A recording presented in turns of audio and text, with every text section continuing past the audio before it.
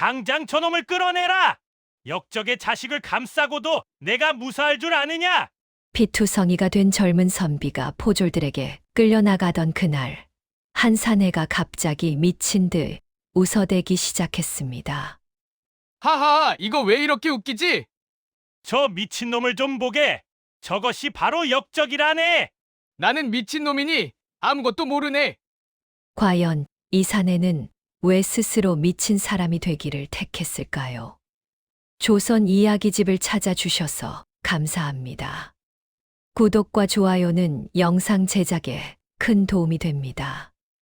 따스한 봄 햇살이 한양 북촌 기와 지붕 위로 쏟아지던 어느 날이었습니다. 3대가 벼슬을 한 명문가 이판서 댁은 온 집안이 경사스러움으로 들떠 있었습니다. 이판서에게는 세 아들이 있었습니다. 그중 장남 이강은 25의 나이로 오래 과거에 장원급제하여 집안의 자랑이었습니다. 준수한 외모의 학문도 뛰어나고 효성까지 지극하니 한양의 이름난 집안에서 앞다투어 혼담을 보내왔습니다. 어머니, 소자가 비록 급제는 했사오나 아직 배워야 할 것이 많습니다. 혼인은 좀 더 미루어도 되지 않겠습니까? 이강의 어머니는 자애로운 미소를 지으며 아들의 손을 꼭 잡았습니다. 내 뜻이 그러하다면 어미가 무슨 말을 하겠느냐. 하지만 아비 어른께서 무척 기뻐하시니 한 번쯤은 상견례 자리라도 마련해 보거라. 대청마루에서는 이판서가 친구들과 술잔을 기울이며 크게 웃고 있었습니다. 집안 곳곳에서는 하인들이 바쁘게 오가며 손님 접대 준비에 여념이 없었습니다. 봄바람에 흩날리는 복사꽃 잎처럼 평화롭고 화사한 날이었습니다.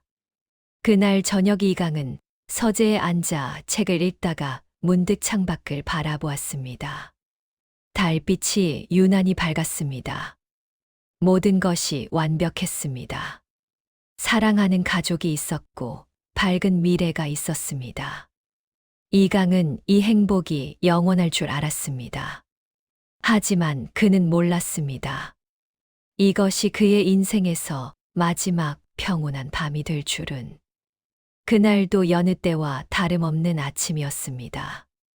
이강은 일찍 일어나 아버지께 문안 인사를 올리러 갔습니다. 그런데 이상했습니다. 대청마루의 까마귀 떼가 모여들어 요란하게 울어대고 있었습니다. 저 까마귀들이 웬일인가. 불길하구나. 하인이 돌을 던져 쫓아냈지만 까마귀들은 좀처럼 떠나지 않았습니다.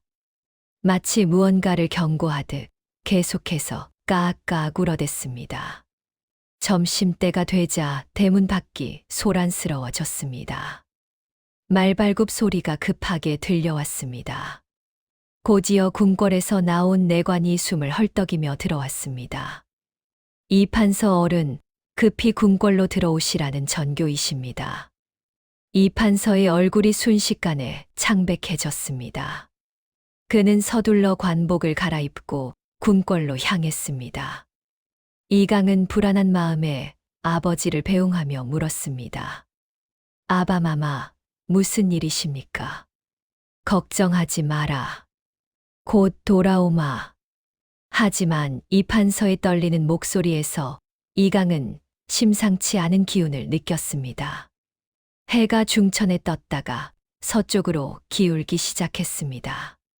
그러나 아버지는 돌아오지 않았습니다. 저녁 무렵 다시 말발굽 소리가 들려왔습니다. 이번에는 포졸들이었습니다. 그들의 손에는 체포 영장이 들려 있었습니다. 이판서는 영모를 꾀한 죄로 고변되었다. 일가족 모두 체포한다. 이강의 귀에서 윙 소리가 울렸습니다. 영모라니 말도 안 되는 소리였습니다. 아버지는 평생 나라를 위해 충성을 다한 분이었습니다. 하지만 포졸들은 가차 없었습니다. 그들은 집안 구석구석을 뒤지기 시작했습니다. 그날 밤은 지옥과도 같았습니다. 포졸들이 집안 곳곳을 뒤지며 물건들을 집어던졌습니다. 대대로 내려오던 서책들이 찢겨 나갔고 귀한 도자기들이 산산조각 났습니다. 이강의 어머니는 안채에서 끌려 나왔습니다.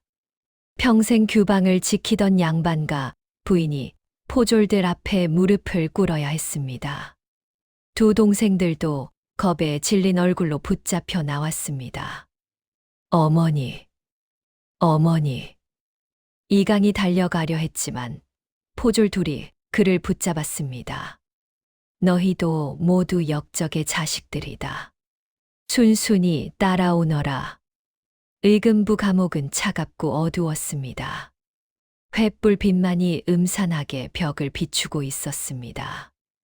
이강은 어머니와 동생들과 떨어져 홀로 좁은 감방에 갇혔습니다. 집더미에서는 고약한 냄새가 올라왔고 벽에는 핏자국이 여기저기 묻어 있었습니다. 밤새도록 비명소리가 들려왔습니다. 어딘가에서 고문을 받는 사람들의 신음이었습니다. 이강은 귀를 막았지만 소리는 계속해서 파고들었습니다. 그중 하나는 아버지의 목소리 같았습니다. 다음 날 새벽 이강은 신문을 받기 위해 끌려 나갔습니다.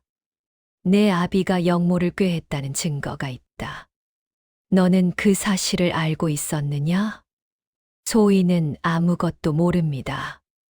아바마마께서는 결코 그런 분이 아니십니다. 형리가 매를 들었습니다. 이강의 등에 회초리가 내려앉았습니다. 한 대, 두 대, 세 대. 살갗이 터지고 피가 흘렀습니다. 하지만 이강은 말을 바꾸지 않았습니다. 알지도 못하는 죄를 인정할 수는 없었습니다. 사흘 밤낮을 시달린 끝에 이강은 풀려났습니다. 그에게는 직접적인 증거가 없었기 때문입니다. 하지만 나머지 가족들은 여전히 옥에 갇혀 있었습니다. 의금부 문을 나선 이강의 발걸음은 비틀거렸습니다. 등의 상처에서 피가 스며 나와 옷을 적셨지만 그는 아무것도 느낄 수 없었습니다. 온 세상이 무너진 것 같았습니다. 집으로 돌아가는 길, 거리의 사람들이 이강을 보며 수군거렸습니다. 저게 역적의 아들이라지. 쯧쯧, 저런 집안과 혼인, 이야기를 나누려 했다니. 이강은 고개를 떨구고 빠르게 걸었습니다. 북촌 골목에 들어서자 익숙한 얼굴들이 보였습니다. 함께 글을 읽던 친구 민수였습니다. 민수야. 이강이 반갑게 손을 들었지만 민수는 고개를 돌렸습니다. 그리고는 마치 이강을 보지 못한 것처럼 빠르게 지나쳐 갔습니다. 이강의 가슴에 비수가 꽂히는 것 같았습니다. 집에 도착하니 대문에 봉인이 붙어 있었습니다. 압류 딱지였습니다. 하인들도 모두 흩어지고 없었습니다. 3대가 살던 저택은 텅 비어 있었습니다. 이강은 뒷문으로 몰래 들어가 자신의 방으로 갔습니다. 책들은 어지럽게 흩어져 있었고 벼루는 깨져 있었습니다. 그는 바닥에 주저앉아 머리를 감싸 쥐었습니다. 왜입니까? 대체 왜 이런 일이? 밤이 되자 이강은 몰래 의금부 담장 근처로 갔습니다. 어머니와 동생들이 갇혀 있는 곳이었습니다. 담장 너머로 희미하게 불빛이 보였습니다. 어머니, 제가 여기 있습니다.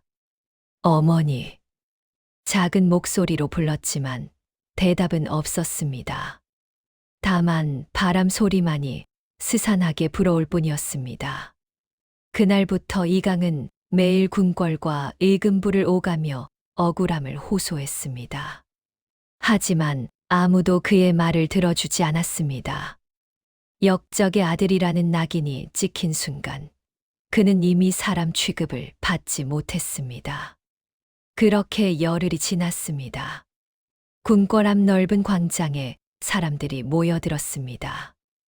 오늘은 영모를 꾀한 역적들을 처형하는 날이었습니다. 이강은 멀리서 그 광경을 지켜보았습니다. 형틀 위에 묶인 사람이 보였습니다. 아버지였습니다. 한때 높은 벼슬아치였던 이판서는 이제 누더기를 걸친 죄수가 되어 있었습니다. 영모를 꾀한 죄인 이판서 차명에 처한다. 칼날이 번쩍였습니다. 이강은 눈을 감았습니다. 아버지의 마지막 모습을 참아볼 수 없었습니다. 군중 속에서 누군가의 환호성이 들렸습니다. 이강은 그 자리에 무릎을 꿇고 주저앉았습니다. 아바마마. 다음 날 형조에서 판결문이 내려왔습니다. 역적의 가족들은 모두 연좌제에 따라 처벌을 받는다는 내용이었습니다. 어머니와 두 동생은 제주도로 유배를 가게 되었습니다. 재산은 모두 몰수되고 노비로 편입된다는 가혹한 형벌이었습니다. 그런데 이강에게는 다른 판결이 내려졌습니다. 장남 이강은 직접적인 영모 증거가 없으니 방면한다. 다만 역적의 자식이라는 기록은 영구히 남긴다. 풀려난 것입니다. 하지만 이것이 축복일까요? 저주일까요? 살아남았지만 가족은 모두 잃었습니다. 자유를 얻었지만 역적의 자식이라는 낙인은 평생 따라다닐 것입니다. 이강은 밤새 잠을 이루지 못했습니다. 어머니와 동생들이 떠나는 날이 사흘 앞으로 다가왔습니다. 그들을 구할 방법은 정말 없는 것일까요? 이강은 법전을 뒤지기 시작했습니다. 밤새도록 촛불을 밝히고 한 글자 한 글자 읽어 내려갔습니다. 그러다 어느 한 구절에서 손이 멈췄습니다. 광증이 있는 자는 형벌을 감면한다. 미친 사람은 죄를 물을 수 없다는 뜻이었습니다. 촛불이 깜빡이는 서재에서 이강은 법전에 그 구절을 몇 번이고 되뇌었습니다. 광증이 있는 자는 형벌을 감면한다. 이 한 줄이 그의 머릿속을 떠나지 않았습니다. 만약 내가 미쳤다면 어떻게 될까? 이강은 떨리는 손으로 다른 법전들을 꺼냈습니다. 대명률, 경국대전, 여러 판례집들을 뒤지며 확인했습니다. 그리고 하나의 사실을 발견했습니다. 조선의 법은 정신이 온전치 못한 사람에게 관대했습니다. 광인이 죄를 지어도 벌을 주지 않았고 광인의 가족 역시 연좌제에서 제외될 수 있었습니다. 내가 미치면 가족이 산다. 이 생각이 머릿속을 가득 채웠습니다. 하지만 쉽지 않았습니다. 미친 척하는 것이 아니라 진짜 미쳤다는 것을 증명해야 했습니다. 관아의 관리들을 속여야 했고 온 세상 사람들을 믿게 만들어야 했습니다. 이강은 창밖을 바라보았습니다. 동이 트기 시작했습니다. 어머니와 동생들이 유배를 떠나기까지 이틀밖에 남지 않았습니다. 할 수 있다. 해야만 한다. 그는 책상 위에 붓을 꺾었습니다. 선비의 상징인 붓을 두 동강 냈습니다. 그리고 일관을 벗어 던졌습니다. 단정하게 빗어 올린 상투를 풀어헤쳤습니다. 거울을 보니 낯선 사람이 서 있었습니다. 오늘부터 나는 이강이 아니다. 나는 미친놈이다. 똥이 트자 이강은 집을 나섰습니다. 머리를 산발하고 옷을 제대로 걸치지 않은 채였습니다. 마을 사람들이 그를 보고 놀라 뒤로 물러섰습니다. 저것 보게. 저것이 역적의 아들 아닌가. 쯧쯧, 제 정신이 아니구먼. 이강은 희죽희죽 웃으며 대답했습니다. 역적이 누구요? 나는 모르는 일이요. 허허허. 그리고는 길바닥에 주저앉아 흙을 집어 입에 넣었습니다. 구역질이 올라왔지만 참았습니다. 사람들이 더 많이 모여들었습니다. 손가락질하고 수군거렸습니다. 이것이 바로 이강이 원하던 것이었습니다. 저 사람 정말 미쳤나 보네. 완전히 정신이 나갔어. 이강은 계속해서 이상한 행동을 했습니다. 개처럼 기어다니기도 하고 하늘을 보며 의미 없는 말을 중얼거리기도 했습니다. 소문은 빠르게 퍼져 나갔습니다. 역적의 아들이 미쳤다는 소식이 한양 전역에 알려졌습니다. 이틀째 되는 날, 형조에서 사람을 보냈습니다. 정말 미쳤는지 확인하기 위해서였습니다. 이강을 끌고 관하로 갔습니다. 관리들이 그를 신문했습니다. 내 이름이 무엇이냐? 이름, 하늘에서 별이 떨어지면 그게 내 이름이지. 허허허. 내 아비가 누구냐? 아비는 저 산 너머 구름 속에 산다네. 나는 미친놈이라 아무것도 모른다네. 관리들은 서로 눈빛을 주고받았습니다. 진짜 미친 것 같기도 하고 연기하는 것 같기도 했습니다. 저놈을 시험해 보아라. 포졸이 이강의 뺨을 때렸습니다. 따끔한 통증이 얼굴에 퍼졌습니다. 하지만 이강은 화를 내는 대신 킥킥 웃었습니다. 아야, 아파. 그런데 왜 때리는 거요? 허허. 재미있네, 재미있어. 다시 뺨을 때렸습니다. 이번에는 더 세게. 이강의 입술이 터져 피가 흘렀습니다. 그래도 이강은 웃음을 멈추지 않았습니다. 피를 손으로 닦아내며 장난치듯 포졸의 옷에 문질렀습니다. 빨간 꽃이 피었네. 예쁘지 않소? 관리들은 고개를 저었습니다. 정말 미친 것 같구나. 저런 자를 어찌 벌하겠는가. 그날 저녁 판결이 내려졌습니다. 이강은 광증으로 인정되어 모든 책임에서 면제되었습니다. 그리고 더 중요한 것은 그의 가족들에 대한 처벌도 재검토된다는 것이었습니다. 광인의 가족을 유배 보내는 것은 지나친 처사다. 어머니와 동생들은 한양 인근에 머물게 하되 관의 감시를 받도록 하라. 이강은 그 소식을 듣고 몰래 눈물을 흘렸습니다. 제주도가 아니라 한양 근처라니. 적어도 목숨은 부지할 수 있을 것입니다. 첫 번째 승리였습니다. 하지만 이것은 시작에 불과했습니다. 진짜 전쟁은 이제부터였습니다. 다음 날부터 이강의 진짜 시련이 시작되었습니다. 한두 번 미친 척하는 것과 평생을 미친 사람으로 사는 것은 전혀 다른 문제였습니다. 이강은 남대문 근처 거지촌으로 들어갔습니다. 더러운 누더기를 걸치고 거지들과 함께 잠을 잤습니다. 명문가의 도련님이었던 그가 이제는 길바닥에서 개와 함께 밥을 먹어야 했습니다. 아침이 되면 저작거리로 나갔습니다. 사람들이 많이 다니는 곳에서 미친 행동을 했습니다. 노래를 부르는 둥 마는 둥 하다가 갑자기 땅바닥에 드러 누웠습니다. 지나가는 사람들에게 손을 내밀어 구걸을 했습니다. 한 푼만 주시오. 배가 고프오. 어떤 사람들은 동전을 던져 주었고, 어떤 사람들은 침을 뱉고 지나갔습니다. 이강은 모든 것을 참아냈습니다. 가장 힘든 것은 옛 친구들을 마주칠 때였습니다. 함께 과거 공부를 하던 친구들이 말끔한 도포를 입고 지나갔습니다. 그들은 이강을 보고 눈살을 찌푸렸습니다. 저게 정말 이강인가? 완전히 폐인이 되었구나. 쯧쯧, 명문가 자제가 저 꼴이 되다니. 이강은 그들을 보며 해벌쭉 웃었습니다. 아이고, 나리. 한 푼만 주시오. 배가 고파 죽겠소. 친구 중 하나가 코를 막으며 말했습니다. 썩은 놈, 가까이 오지 마라.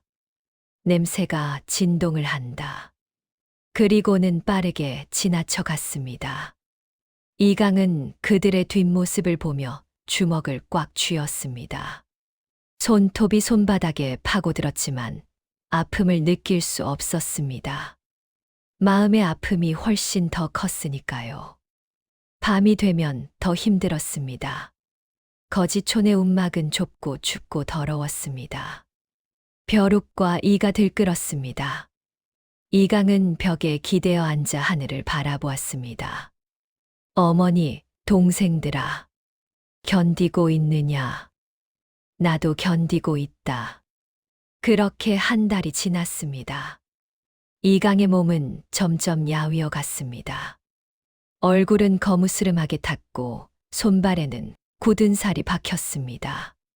한때 선비의 하얀 손이었던 것이 이제는 거지의 손이 되었습니다. 석 달째 되던 날 다시 형조에서 사람이 왔습니다. 이강의 광증이 진짜인지 다시 확인하겠다는 것이었습니다. 누군가 의심을 품은 모양이었습니다. 이번에는 더 가혹한 시험이었습니다. 형조의 관리들이 이강을 끌고 가 화로 앞에 앉혔습니다. 화로에서는 빨갛게 달군 인두가 글을 쓰고 있었습니다. 진짜 미친놈이라면 뜨거운 것도 모를 것이다. 시험해 보자. 포졸이 뜨거운 인두를 이강의 앞에 내밀었습니다. 열기가 얼굴로 느껴졌습니다. 이것을 잡아보아라. 이강은 희죽 웃으며 손을 뻗었습니다. 뜨거운 쇠가 손바닥에 닿는 순간 살이 지글지글 타는 냄새가 났습니다. 너무나 뜨거웠습니다. 비명을 지르고 싶었습니다. 손을 빼고 싶었습니다. 하지만 이강은 웃음을 지었습니다. 아이고, 따뜻하네. 좋구먼. 허허허. 그리고 천천히 인두를 놓았습니다. 손바닥에는 선명한 화상 자국이 남았습니다. 물집이 잡히기 시작했습니다. 관리들은 놀란 표정으로 서로를 바라보았습니다. 정말 미친 게 분명하구나. 저런 고통에도 웃다니. 하지만 시험은 거기서 끝나지 않았습니다. 포졸이 이강의 뺨을 때렸습니다.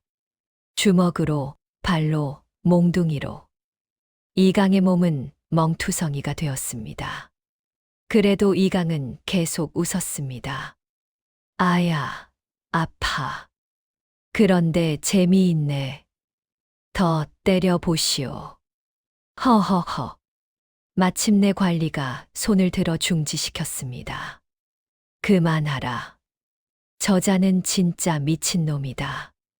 더 이상 시험할 필요가 없다. 이강은 바닥에 쓰러졌습니다. 온몸이 쑤셨고 손바닥의 화상은 욱신거렸습니다. 하지만 그는 성공했습니다. 그들을 완전히 속인 것입니다. 그날 밤 이강은 한강변에 앉아 손을 물에 담갔습니다. 차가운 물이 화상 부위를 식혀주었습니다. 달빛 아래 손바닥을 보니 선명한 흉터가 남아 있었습니다. 이 상처가 나의 증명이다. 내가 미쳤다는 증명. 그리고 조용히 눈물을 흘렸습니다. 아무도 보지 않는 이 밤에만큼은 진짜 자신으로 돌아갈 수 있었습니다. 6개월이 지난 어느 날, 이강은 한양 외곽의 작은 초가집을 찾았습니다. 어머니와 동생들이 머물고 있는 곳이었습니다. 관아의 감시를 받으며 살고 있지만 최소한 목숨은 붙어 있었습니다. 이강은 멀리서 집을 바라보았습니다. 마당에서 어머니가 빨래를 하고 있었습니다. 한때 하인들을 거느리던 양반 부인이 이제는 직접 빨래를 하고 있었습니다. 그래도 살아 계셨습니다. 이강의 눈에서 눈물이 흘렀습니다. 그때 어머니가 고개를 들었습니다. 그리고 대문 밖에 이강을 보았습니다. 한동안 두 사람은 그렇게 서로를 바라보았습니다. 누구시오? 어머니의 목소리가 떨렸습니다. 이강은 미친 사람의 행세를 해야 했습니다. 나요? 나는 그냥 지나가던 미친놈이요. 허허허. 하지만 어머니는 알아보았습니다. 아무리 더럽고 초라해도 자식을 모를 어미가 어디 있겠습니까? 어머니는 대문으로 달려 나왔습니다. 강아야. 내가 왜 이 꼴이냐? 어머니가 이강의 손을 잡으려 했습니다. 하지만 이강은 뒤로 물러섰습니다. 근처에 관아의 감시, 인이 있을지 모릅니다. 들키면 모든 것이 수포로 돌아갑니다. 나는 모르는 사람이요. 미친놈이라 아무것도 모른다오. 허허허. 이강은 돌아서서 걸어갔습니다. 어머니의 흐느끼는 소리가 뒤에서 들렸습니다. 발걸음을 멈추고 싶었습니다. 돌아가서 어머니를 안아드리고 싶었습니다. 하지만 그럴 수 없었습니다. 골목 모퉁이를 돌아 어머니의 시야에서 벗어나자 이강은 벽에 기대어 주저앉았습니다. 소리 없이 눈물이 흘러내렸습니다. 어머니, 용서하십시오. 이것이 저희가 사는 길입니다. 그날 밤 이강은 한강 다리 밑에서 잠을 잤습니다. 꿈속에서 어머니가 나타났습니다. 예전처럼 자애로운 미소를 지으며 이강의 머리를 쓰다듬어 주었습니다. 우리 아들, 장하구나. 힘들지. 조금만 더 견뎌라. 세월은 무심하게 흘러갔습니다. 어느덧 3년이라는 시간이 지났습니다. 이강은 완전히 다른 사람이 되어 있었습니다. 한때 준수했던 외모는 온데간데 없고 지저분한 거지가 되어 있었습니다. 사람들은 이제 그를 진짜 미친놈으로 여겼습니다. 아무도 의심하지 않았습니다. 저작거리에 미친 거지, 그것이 이강의 새로운 정체성이었습니다. 겨울이 오면 추위에 떨었고 여름이 오면 더위에 시달렸습니다. 끼니를 거르는 날이 많았고 아플 때도 약을 구할 수 없었습니다. 하지만 이강은 살아남았습니다. 어머니와 동생들을 지키겠다는 일념으로 가끔 멀리서 가족들의 소식을 들을 수 있었습니다. 어머니는 여전히 초가집에서 살고 계셨고 동생들도 무사하다고 했습니다. 그 소식만으로도 이강은 견딜 수 있었습니다. 어느 날 이강은 옛 집터 근처를 지나가고 있었습니다. 3대가 살던 그 집은 이제 다른 사람의 소유가 되어 있었습니다. 대문 앞에서 한참을 서 있었습니다. 도련님, 낮은 목소리가 들렸습니다. 돌아보니 옛 타인 하나가 서 있었습니다. 늙은 박서방이었습니다. 박서방, 그대는 아직 이곳에. 박서방은 눈물을 글썽이며 고개를 끄덕였습니다. 도련님을 알아보는 사람이 아직 한 명은 있사옵니다. 이강은 웃었습니다. 미친 사람의 웃음이 아니라 진짜 웃음이었습니다. 고맙소. 하지만 나는 이미 미친놈이오. 도련님은 죽었소. 그리고 다시 길을 걸어갔습니다. 박서방이 뒤에서 저를 올렸습니다. 3년이라는 세월은 이강에게서 많은 것을 빼앗아 갔습니다. 젊음도, 건강도, 꿈도. 하지만 빼앗아 가지 못한 것이 하나 있었습니다. 바로 가족을 향한 사랑이었습니다.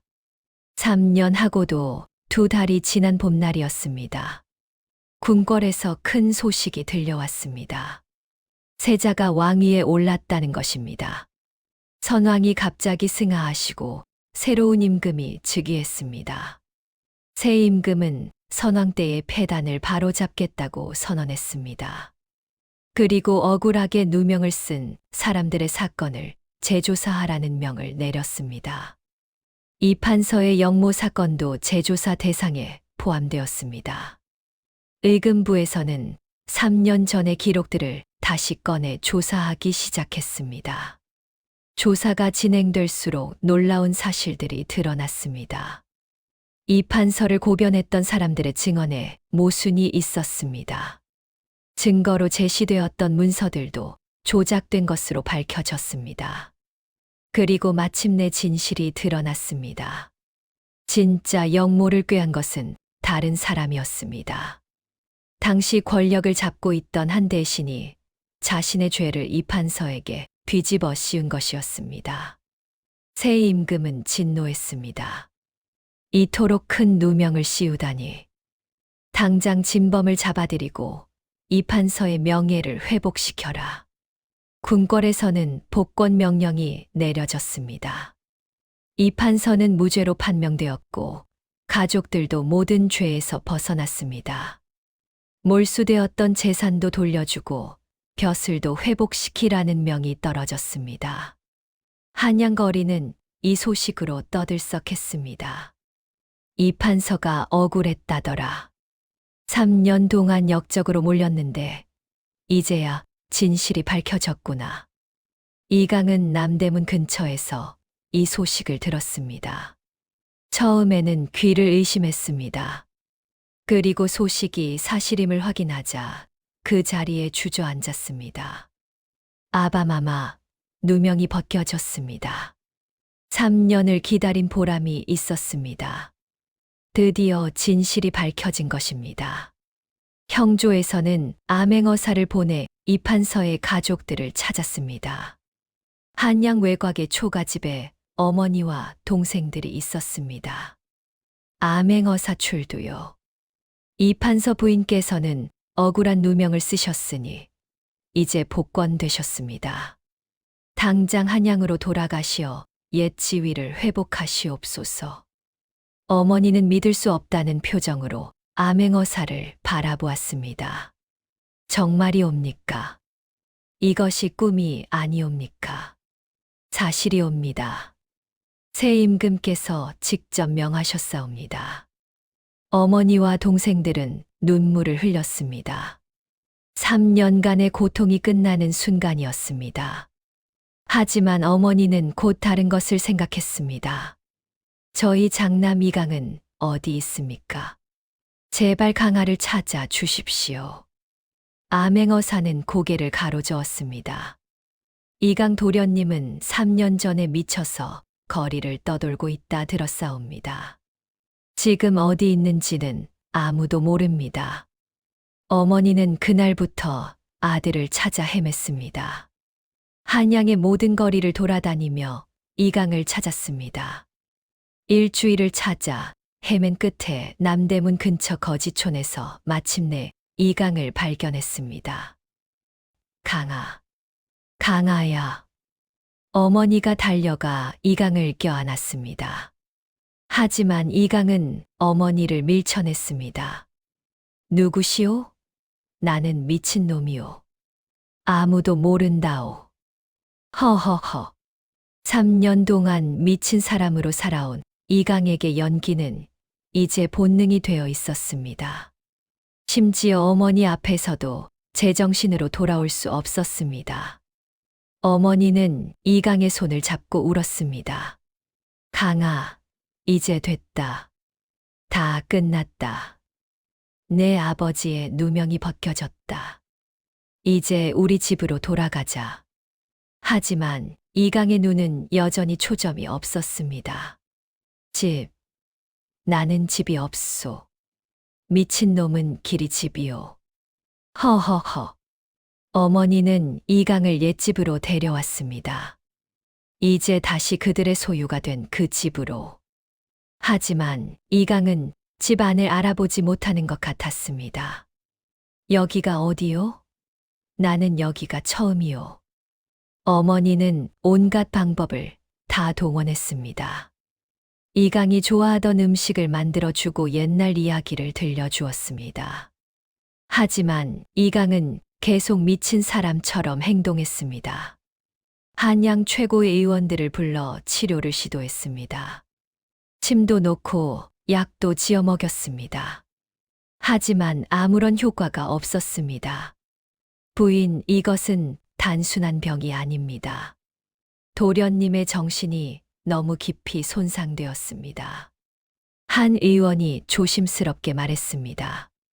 3년이라는 세월 동안 미친 사람으로 살아오면서 정말로 정신이 망가진 것 같습니다. 돌아오기 어려울 것 같습니다. 어머니는 주저앉아 울었습니다. 내 아들, 내 불쌍한 아들. 우리를 살리려고 미친 척했구나. 그리고 이제 정말 미쳐버렸구나. 이강의 동생들도 눈물을 흘렸습니다. 형님이 자신들을 위해 희생했다는 것을 이제야 깨달았습니다. 밤이 되면 이강은 마당을 배회했습니다. 달을 보고 중얼거리고 땅바닥에 앉아 흙을 만지작거렸습니다. 3년간의 연기가 이제는 진짜가 되어버린 것입니다. 어머니는 매일 밤 이강의 방 앞에서 기도했습니다. 하늘이시여, 제 목숨을 가져가시더라도 제 아들만은 제정신으로 돌려주소서.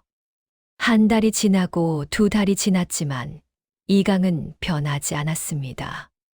가족들은 절망했습니다. 이강을 잃어버린 것이나 다름없었습니다. 석 달째 되던 어느 날 밤이었습니다. 이강이 마당에 앉아 혼자 중얼거리고 있었습니다. 어머니는 그 옆에 앉아 조용히 말했습니다. 강아, 어미가 여기 있다. 내가 알아듣든 못 알아듣든 어미는 매일 이렇게 내 곁에 있을 것이다. 어머니는 이강의 손을 잡았습니다. 거칠고 굳은 살 박힌 손이었습니다. 너는 어미를 위해 3년을 고생했구나. 이제는 어미가 너를 돌볼 차례란다. 그리고 어머니는 어린 시절 이강에게 불러주던 자장가를 불렀습니다. 자장자장 우리 아가 잘도 잔다. 뒷집 강아지 멍멍 짖어도 우리 아기 잘도 잔다. 이상한 일이 일어났습니다. 이강의 눈에서 눈물이 흘러내렸습니다. 처음으로 보이는 감정의 표현이었습니다. 어머니는 계속해서 노래를 불렀습니다. 밤새도록 아들을 안고 노래를 불렀습니다. 다음 날 아침 이강이 어머니를 보고 입을 열었습니다. 어머니. 작고 떨리는 목소리였지만 분명한 말이었습니다. 어머니는 눈을 크게 떴습니다. 강아, 내가 어미를 알아보느냐? 이강의 눈에 초점이 돌아왔습니다. 아직 완전하지는 않았지만 예전에 이강이 돌아오고 있었습니다. 소자가 걱정을 끼쳐드렸습니다. 어머니는 이강을 꼭 껴안고 울었습니다. 그날부터 이강은 조금씩 회복되기 시작했습니다. 완전히 예전으로 돌아가지는 못했습니다. 가끔 멍하니 허공을 바라보거나 이상한 말을 중얼거리기도 했습니다. 3년간의 상처가 너무 깊었기 때문입니다.